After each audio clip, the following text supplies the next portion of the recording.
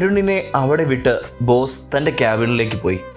അവിടെ ഉണ്ടായിരുന്ന എല്ലാവരും അരുണിനെ സ്വയം പരിചയപ്പെടുത്തി കൊടുക്കുന്ന തിരക്കിലായി.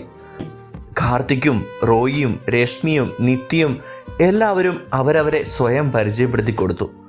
ആ സമയം ആതിര വാഷ്റൂമിൽ നിന്ന് തിരിച്ചു വന്നു. അവൾ നോക്കുമ്പോൾ പെട്ടെന്ന് എല്ലാവരും കൂട്ടം കൂടി നിൽക്കുന്നു. അവൾ ആകാംക്ഷയിൽ അങ്ങോട്ട് നടന്നു.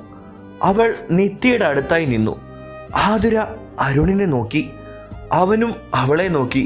രണ്ടുപേരുടെയും മുഖത്ത് 1000 വാട്ട്സ് ബൾബ് ഒരുമിച്ച് തെളിഞ്ഞതുപോലെ. ആതിര, നീ? അരുൺ, എടാ നീ? രണ്ടുപേരും ഒരുമിച്ച് ആകാംക്ഷയോടെയും സന്തോഷത്തോടെയും പറഞ്ഞു, എടാ അരണേ, എവിടെയായിരുന്നടാ നീ? ഒരു വിവരവും ഇല്ലായിരുന്നല്ലോ. ആതിര സൗഹൃദത്തിൽ അവൻ്റെ വയറ്റിലൊരു കുത്തു വെച്ചുകൊണ്ട് ചോദിച്ചു. അത് കണ്ടതും അവിടെ നിന്ന എല്ലാവരും അതിശയത്തോടെയും ഇവിടെ എന്താണ് നടക്കുന്നതെന്ന ഭാവത്തിലും നിന്നു. കാർത്തിക് അടക്കം. അവന് അസൂയയും ദേഷ്യവും വരുന്നുണ്ടായിരുന്നു. അരുൺ തൻ്റെ വയറ്റിൽ കൈവച്ച് ആതിരയെ ദയനീയമായി നോക്കി. പോടി കാന്താരി, അരണ നിന്റെ മറ്റവൻ, അരുൺ തമാശ രൂപത്തിൽ പറഞ്ഞു. ഇത് കേട്ട ദേഷ്യത്തിൽ കാർത്തിക് പതുക്കെ പറഞ്ഞു, അരണ ഞാനല്ലടാ പട്ടി, നീയാണാ.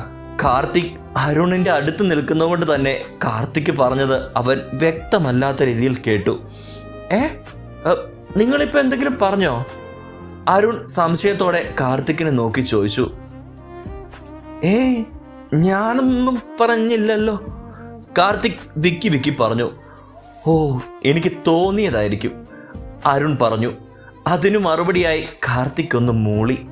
റോയ്ക്കും നിത്യയ്ക്കും കാർത്തിക്കിൻ്റെ അവസ്ഥ കണ്ട് ചിരി വന്നു. എല്ലാവരും അവിടെ നിന്ന് പോയി അവരവരുടെ ജോലിയിൽ മുഴുകി. കുറച്ച് കഴിഞ്ഞ് കാർത്തിക് നോക്കുമ്പോൾ ആതിരയും അരുണും ഒറ്റയ്ക്ക് നിന്ന് ചിരിച്ച് കളിച്ച് സംസാരിക്കുന്നു. കാർത്തിക് അവൻ്റെ ദേഷ്യം കൊണ്ട് മതിലിൽ കൈമുഷ്ടി ചുരുട്ടി ഇടിച്ചു. അങ്ങോട്ട് അപ്പോൾ റോയ് കടന്നു വന്നു. എടാ, എന്താണ് ഈ കാണിക്കുന്നേ? പൊസസീവ്നെസ് അല്ലാതെന്ത്? അതും പറഞ്ഞ് ചിരിച്ചുകൊണ്ട് നിത്യ കാർത്തിക്കിൻ്റെയും റോയിയുടെയും അടുത്തെത്തി. സംശയത്തോടെ തൻ്റെ മുഖത്തേക്ക് നോക്കുന്ന റോയിയെയും കാർത്തിക്കിനെയും നോക്കി നിത്യ തുടർന്നു. സ്വന്തം ഭാര്യ തന്നോടല്ലാതെ മറ്റൊരാളോട് ചിരിച്ചും കളിച്ചും കൂടുതൽ ഇടപഴകുമ്പോൾ ഏതൊരാൾക്കും തോന്നുന്ന ഒരു തരം പൊസസീവ്നെസ്. റോയിയും അത് ശരിവെച്ചു. റോയ്ക്കും നിത്യയ്ക്ക് സത്യമറിയാമെന്ന് മനസ്സിലായിരുന്നു. എനിക്കൊരു പൊസസീവ്നെസ്സും ഇല്ല. കാർത്തിക് ആതിരയെയും അരുണിനെയും നോക്കിക്കൊണ്ട് തന്നെ നിത്യയ്ക്ക് മറുപടി കൊടുത്തു. അവൻ്റെ മറുപടിയും ആ നോട്ടവും കണ്ട് റോയ്ക്കും നിത്യയ്ക്കും ചിരി വന്നെങ്കിലും അവർ അത് അടക്കി പിടിച്ചു. നിനക്ക് അവളെ ഇഷ്ടമാണെന്ന് എനിക്കറിയാം, അവൾക്കും നിന്നെ ഇഷ്ടമാണെന്ന് എനിക്ക് ഉറപ്പുണ്ട്. നിത്യ പറഞ്ഞത് കേട്ട് കാർത്തിക് അവളെ അത്ഭുതത്തോടെ നോക്കി. ആ നോട്ടം കണ്ട് നിത്യ തുടർന്നു പറഞ്ഞു, നോക്കണ്ട, ഞാൻ പറഞ്ഞത് കാര്യമാ. അന്ന് നിന്നെ വിട്ട് അവൾ എൻ്റെ വീട്ടിൽ വന്നപ്പോൾ ഞാൻ മനസ്സിലാക്കിയതാ അവൾക്ക് നിന്നോടുള്ള പ്രണയം. പാവം, നിർത്താതെ കരച്ചിലായിരുന്നു. പിന്നെ എന്തിനാ അവൾ എന്നെ അവോയ്ഡ് ചെയ്യുന്നത്? എനിക്കറിയില്ല, പക്ഷേ ഒരു സംശയം. എന്ത്? കാർത്തിക് ആകാംക്ഷയോടെ ചോദിച്ചു. രശ്മി തന്നെയാണ് കാരണം. ആതിര നിന്റെ വീട് വിട്ടിറങ്ങിയ ദിവസം വൈകുന്നേരം രശ്മിയുടെ കോൾ വന്നു.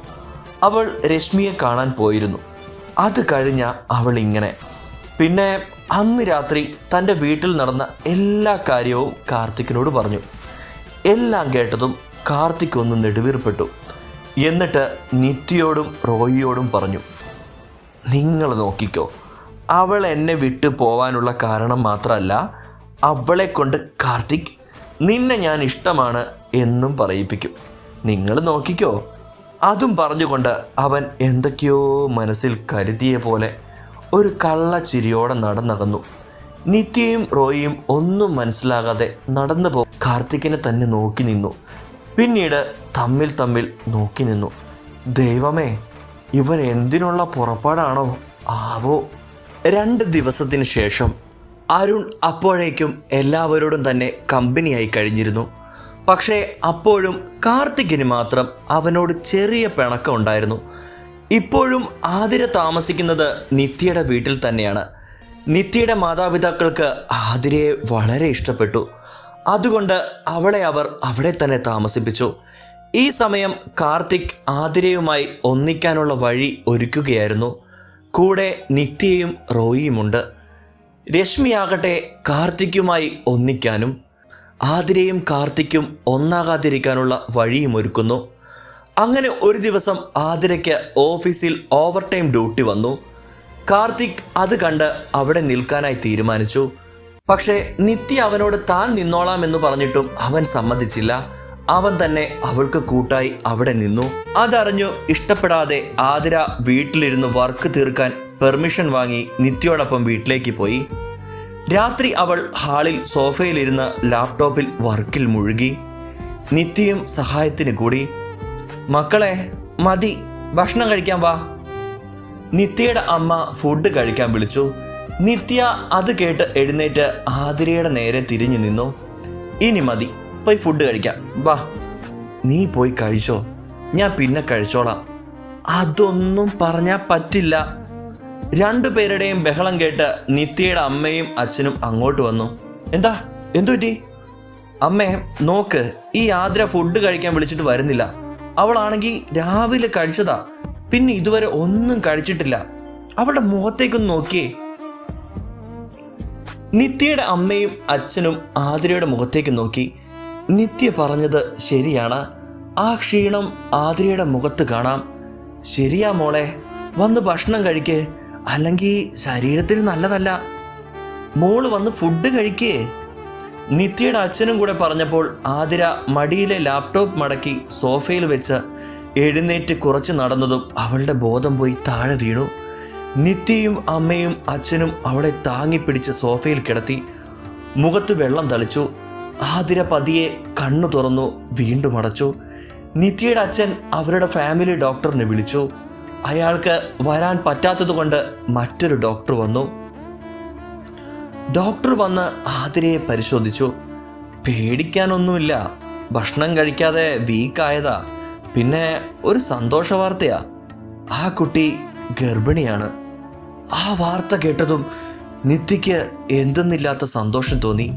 പക്ഷേ നിത്യയുടെ അച്ഛനും അമ്മയും ആകട്ടെ കേൾക്കാൻ കൊള്ളാത്തത് എന്തോ കേട്ട പോലെ തരിച്ചു നിന്നു. അവരെ തെറ്റു പറഞ്ഞിട്ട് കാര്യമില്ല. ആതിരയുടെ കല്യാണം കഴിഞ്ഞതാണെന്ന് അവർക്കറിയില്ലല്ലോ. പിറ്റേ ദിവസം രാവിലെ ആതിര വേഗം എഴുന്നേറ്റ് ഫ്രഷായി നേരെ ലാപ്ടോപ്പ് നോക്കി. അവിടെ എവിടെയും കാണാതെ വന്നപ്പോൾ അവൾ ഹാളിലേക്ക് ചെന്നു. അവിടെ കണ്ടപ്പോൾ അവൾ ഞെട്ടിപ്പോയി. ഹാളിൽ ചിരിച്ചുകൊണ്ട് നിൽക്കുകയാണ് നിത്യ. ഡി, എൻ്റെ ലാപ്ടോപ്പ് കണ്ടോ? എനിക്ക് വർക്ക് കംപ്ലീറ്റ് ചെയ്യാനുള്ളതാ. എൻ്റെ അടുത്തുണ്ട്. പിന്നെ വർക്കൊക്കെ പിന്നെ. ആദ്യം നീ വിശ്രമിക്ക്, ബോസിനോട് ഞാൻ പറഞ്ഞോളാം. നിന്റെ വക ഒരു ചെലവുണ്ട് കേട്ടോ. ചിലവോ? എന്തിന്? നിത്യ പറഞ്ഞത് കേട്ട് ആതിര സംശയത്തോടെ ചോദിച്ചു. എല്ലാം ഒളിപ്പിച്ച് വെച്ചിട്ട് ചോദിക്കുന്നത് കണ്ടോ കള്ളി. അതും പറഞ്ഞുകൊണ്ട് മറുപടിക്ക് നിൽക്കാതെ നിത്യ നേരെ അടുക്കളയിലേക്ക് പോയി. ആതിരയാവട്ടെ ഇവൾ എന്താണ് ഈ പറയുന്നത് എന്ന ഭാവത്തിൽ മുന്നോട്ട് നടന്നു. അവൾ ഹാളിലെത്തിയതും അവിടെ നിത്യയുടെ അമ്മ നിത്യയുടെ അച്ഛന് ഫുഡ് വിളമ്പിക്കൊടുക്കുന്നു. ആതിരയെ കണ്ടതും അവർ സന്തോഷത്തോടെ വിളിച്ചിരുത്തി ഫുഡ് വിളമ്പിക്കൊടുത്തു. ആ സമയം നിത്യയും അങ്ങോട്ട് വന്നു. മോളോട് ഞങ്ങൾ ഒരു കാര്യത്തിൽ പിണക്കത്തിലാണ്. ആൻറ്റി എന്താണ് പറയുന്നത് എന്ന ഭാവത്തിൽ ആതിര അവരെ നോക്കി. ആ നോട്ടം മനസ്സിലാക്കിക്കൊണ്ട് അവർ തുടർന്നു. മോളുടെ കല്യാണം കഴിഞ്ഞ വിവരം ഞങ്ങളോട് പറഞ്ഞില്ലല്ലോ. പെട്ടെന്ന് കേട്ട ഷോക്കിൽ ആതിര ചുമച്ചുപോയി. എന്നിട്ട് നിത്യയെ തറപ്പിച്ചു നോക്കി. എന്നെ നോക്കണ്ട, എൻ്റെ കയ്യിൽ നിന്ന് പോയി, നിത്യ പറഞ്ഞു. അത് കേട്ട് ആതിര ദയനീയമായി നിത്യയുടെ അമ്മയുടെയും അച്ഛൻ്റെയും മുഖത്തേക്ക് നോക്കി. അത് അങ്കിളെ, ആൻറ്റി. നിത്യ ഞങ്ങളോട് എല്ലാം പറഞ്ഞു. എന്നാലും മോൾ ചെയ്തത് ശരിയാണോ? സ്വന്തം ഭർത്താവിനെ അവൻ്റെ കാമുകയ്ക്ക് വിട്ടുകൊടുക്കാൻ തീരുമാനിച്ചത്? അത് അവർ തമ്മിൽ ഞാൻ കരച്ചിൽ വരുന്നത് കണ്ട് ആതിരയുടെ വാക്കുകൾ ഇടറുന്നുണ്ടായിരുന്നു. മോള് പറയാൻ പോകുന്നത് എന്താണെന്ന് മനസ്സിലായി. അവൻ പ്രേമിച്ചത് ആരെയെങ്കിലും ആകട്ടെ, പക്ഷേ നിങ്ങളെ ഒരുമിപ്പിച്ചത് ആ ദൈവമാണ്. അതിപ്പോൾ ഒന്നുകൂടി ഉറപ്പായി. ഇനി നിങ്ങളല്ല, ആര് വിചാരിച്ചാലും നിങ്ങളെ പിരിക്കാൻ പറ്റില്ല. ആൻറ്റി പറഞ്ഞത് മനസ്സിലാവാതെ ആതിര അവരെ സംശയത്തോടെ നോക്കി. അത് മനസ്സിലാക്കിക്കൊണ്ട് ആൻറ്റി ഒരു തമാശ രൂപത്തിൽ തുടർന്നു. നിങ്ങളുടെ ഇടയിലേക്ക് പുതിയൊരാൾ വരികയല്ലേ, ഇനി നിങ്ങളെ അയാൾ നോക്കിക്കോളും. അത് കേട്ട് എല്ലാവരും ചിരിച്ചു. ആതിര മാത്രം ഒന്നും മനസ്സിലാവാതെ അന്തം വിട്ട് നിൽക്കുകയാണ്. പെട്ടെന്ന് നിത്യ ആതിരയെ കെട്ടിപ്പിടിച്ചു. എടി ബുദ്ധൂസേ, ഇപ്പോഴും മനസ്സിലായില്ലേ? നീ ഒരമ്മയാകാൻ പോകുന്നു. ആ വാർത്ത കേട്ടതും ആതിര ഞെട്ടി പുറകോട്ടാഞ്ഞു. വീണ്ടും നേരെ ഇരുന്നു. അവൾ ആശയക്കുഴപ്പത്തിലായി. ഇതെങ്ങനെ അങ്ങനെ ചിന്തിച്ചുകൊണ്ട് അവൾ ഇതുവരെ നടന്ന എല്ലാം ഓർത്തെടുത്തു. അപ്പോഴാണ് അവൾക്ക് ആ രാത്രി ഓർമ്മയിൽ വന്നത്. അന്ന് രണ്ടുപേരും കുടിച്ച് ബോധമില്ലാതെ നിന്ന രാത്രി. പെട്ടെന്ന് ആതിരയുടെ കണ്ണിൽ നിന്ന് കണ്ണുനീർ പൊഴിഞ്ഞുകൊണ്ടിരുന്നു. പെട്ടെന്ന് അവൾ തൻ്റെ വയറ്റിൽ കൈവച്ചു. അവൾ അറിയാതെ അവളുടെ ചുണ്ടിൽ ഒരു ചെറു പുഞ്ചിരി വിടർന്നു.